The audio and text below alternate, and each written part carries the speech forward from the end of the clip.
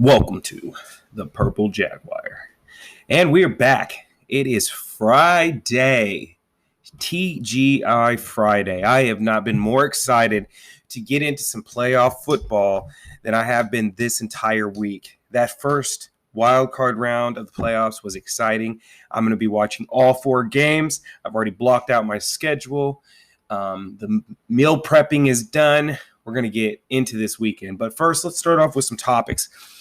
So, throughout the entirety of the week, I've been thinking about these few subjects that are in the media right now. And I think there's something to be said about 2 things that seem opposing can be true at the same time. I call it like a juxtaposition or a paradox. I don't think Lamar Jackson was hurt enough to keep him out of the playoff football game with the Ravens versus Bengals. I think had his guaranteed money been paid or signed up, had his contract been finished, had he had an extension, had he been taken care of financially, I think Lamar Jackson would have been available for that game. Also, I think the Ravens are extremely cheap. They don't want to pay Lamar Jackson the money that he's asking for. And they're going to end up backing themselves into a corner because the market goes up only. And he was asking for Deshaun Watson money prior to the beginning of the season. They could not get that deal done. And so I think he decided that it was in his best to just go ahead and let his knee injury, PCL, heal completely before he put himself in harm's way. We had Michael Vick come out and say that he played with a sprained MCL an entire season. And I agree with Michael Vick. Michael Vick's a dog. If that's what he wanted to do, he did it. And kudos to him. You know, Michael Vick still had a good career. And we're not talking about that kind of money when it comes to Michael Vick. With Lamar Jackson, he just watched Pat Mahomes get his contract extension, Deshaun Watson, Kyler Murray. Hell, he watched Kirk Cousins get a nice contract extension. You watch Aaron Rodgers, who is due $50 million, close to $50 million, the next 2 seasons. $50 million each season. So I don't have a problem with it personally. I think that the Ravens organization should be looked at in a little different light.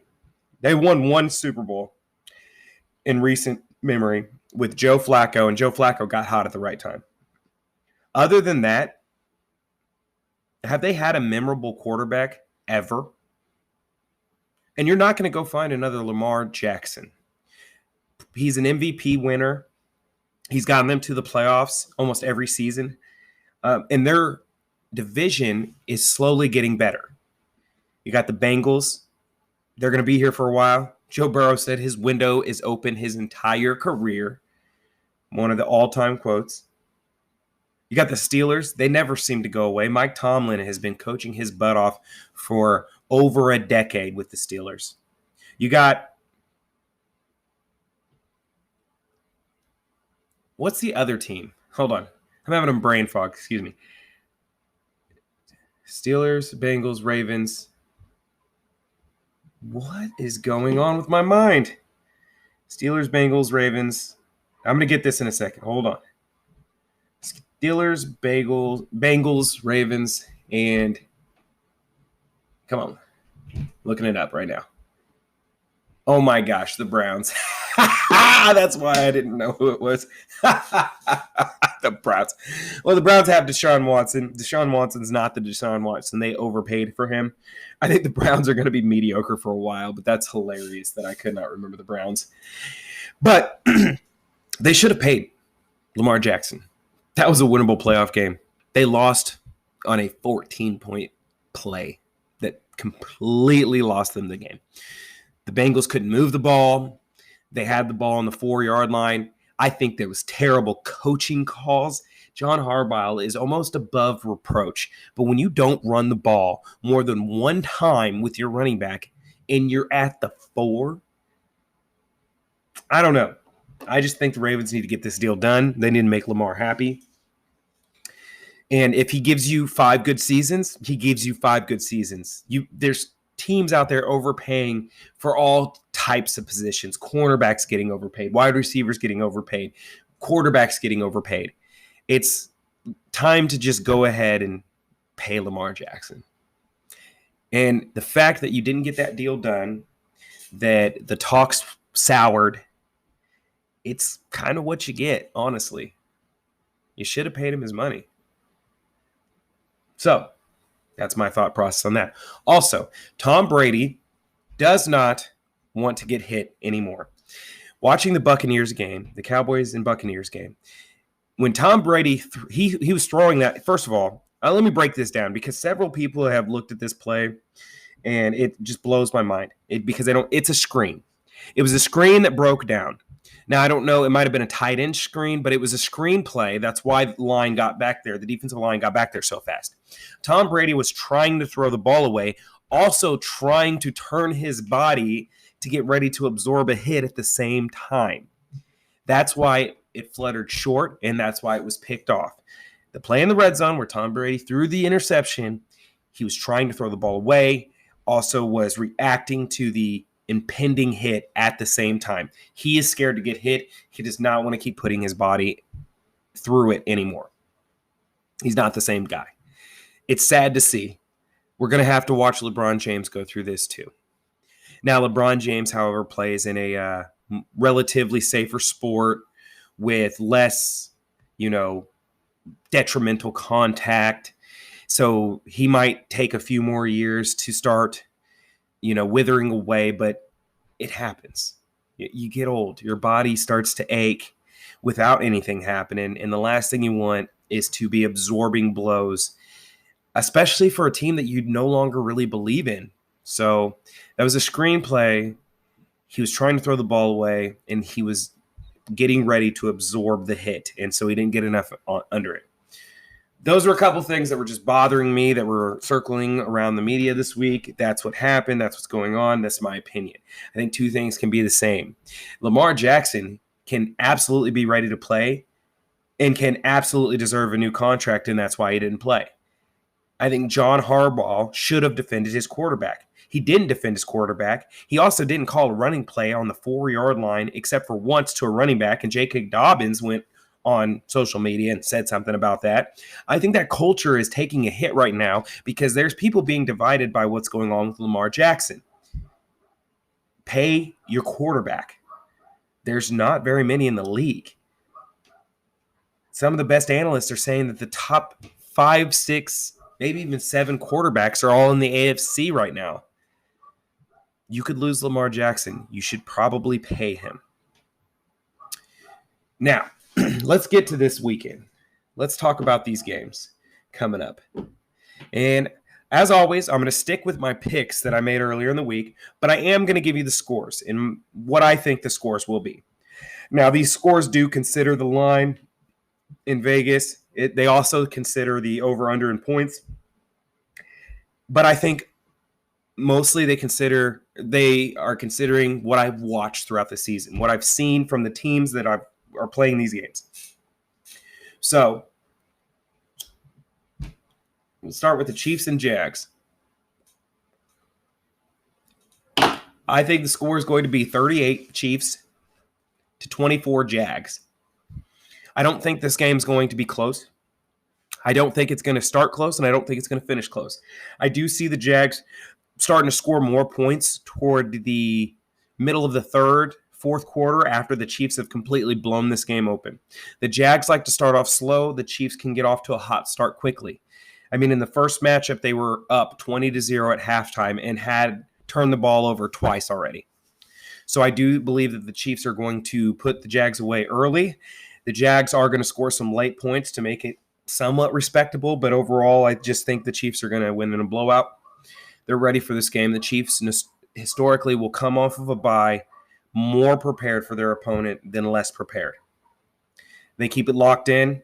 And I think the line moved actually today in Vegas. It moved from 8.5, Kansas City favored by 8.5, to now they're favored by 9. So it's going in the direction where I think the game's going to go. I say 38-24. That's my score. The next game is going to be the Giants and Eagles. And I think, believe it or not, and nobody's talking about this, they played each other right before the season ended. The last game of the season, the Eagles and Giants played. Now, the Giants sat all their starters. The Eagles did not, however. All their starters played. The score ended up being 22-16 Eagles. So, with that in mind, I think that it's going to be relatively a similar game. Now, here's where it differs.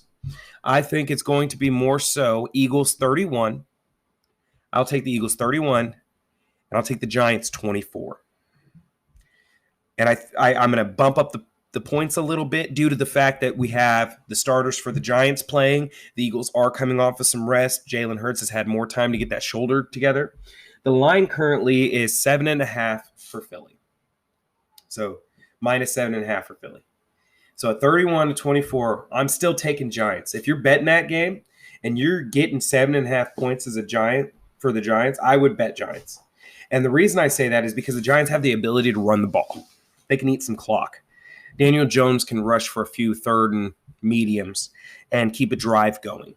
I think the Giants are going to have a lot of momentum going into this game, having come off of that win against the Minnesota Vikings. The Eagles don't notoriously blow teams out unless it's the Cowboys.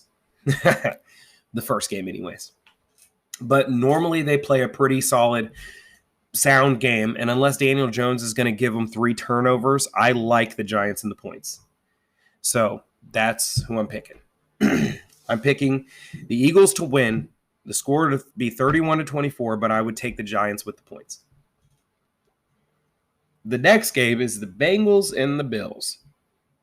Now, I've been back and forth about this game. More so about the points.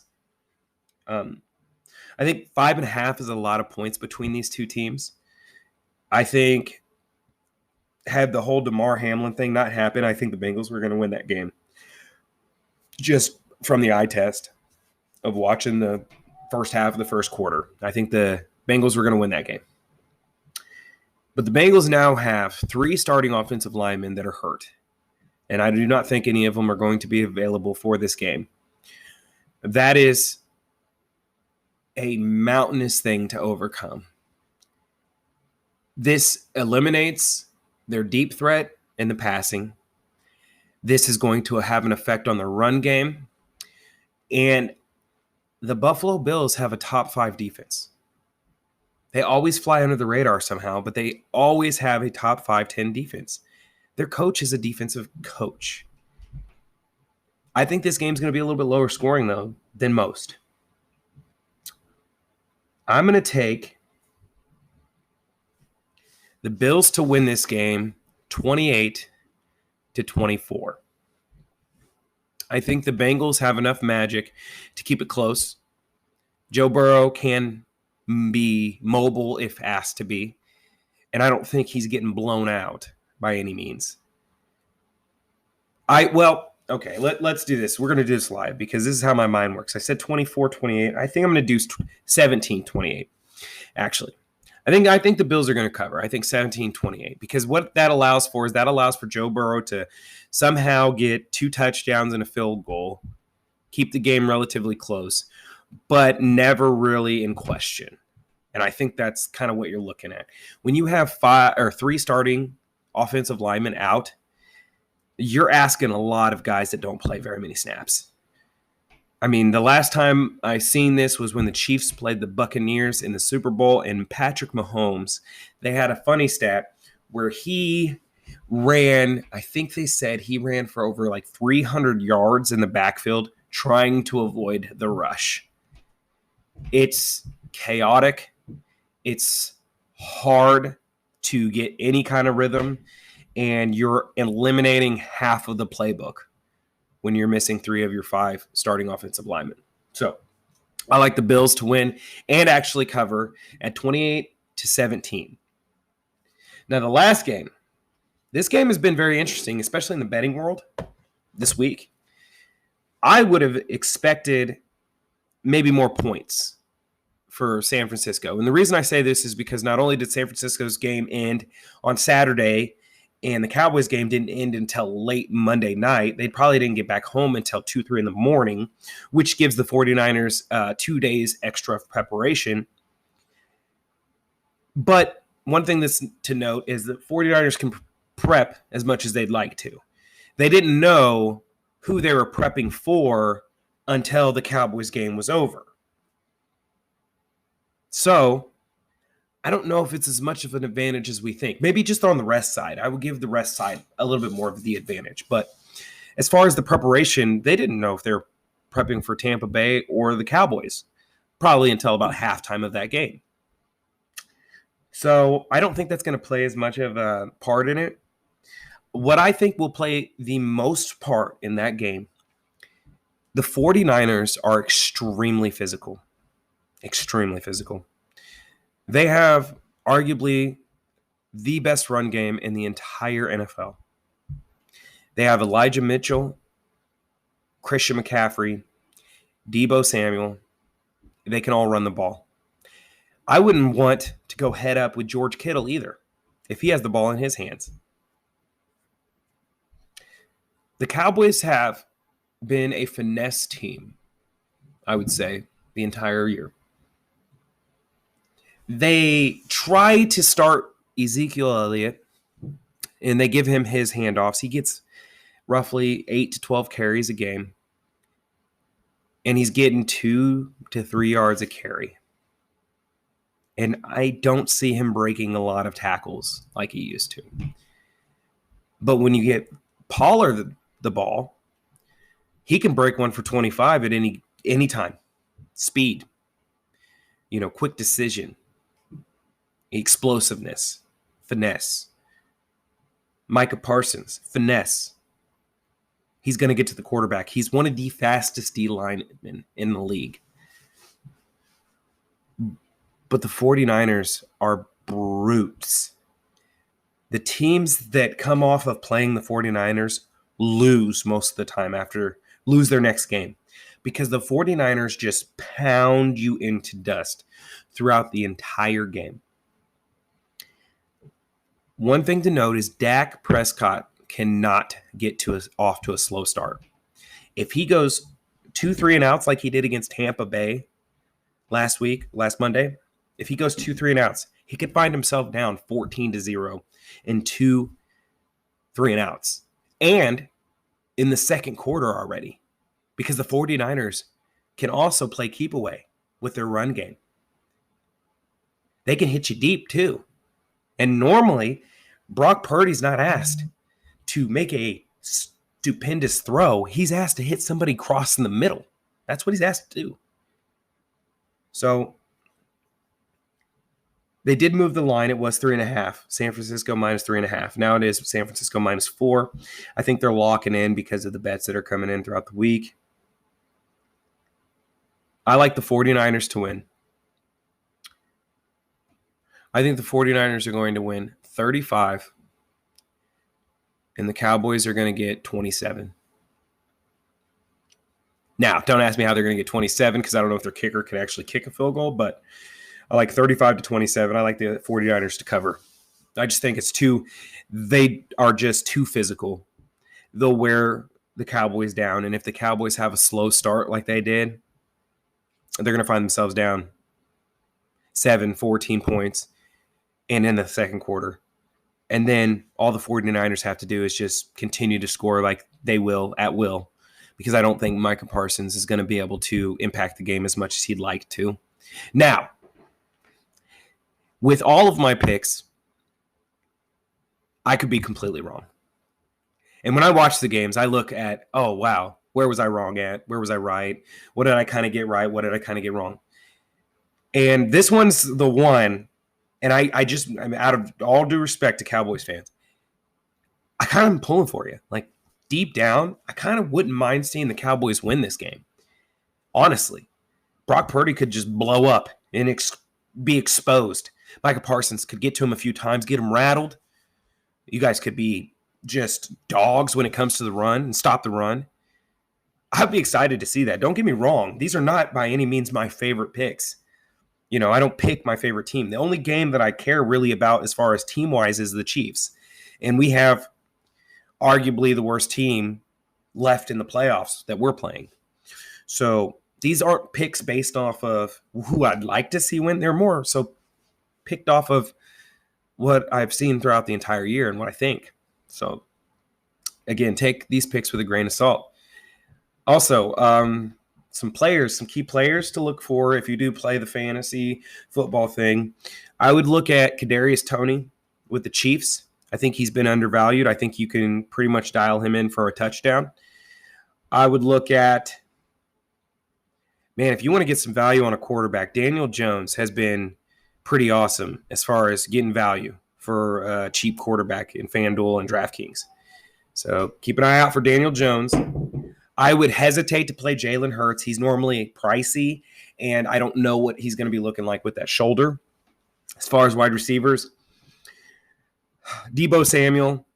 I like Deebo Samuel. I like Stephon Diggs. Stephon Diggs. Mark my words, Stephon Diggs. I like him. And I like A.J. Brown. A.J. Brown is always going to get him. If the Eagles are scoring, A.J. Brown's going to be involved. So it's kind of like a little catch-all for you to get into this playoff weekend, this divisional round weekend. I'm excited for it. I look forward to watching these games. Again, you can find me at Nebula719M on Twitter. Feel free to tweet me this weekend if you'd like.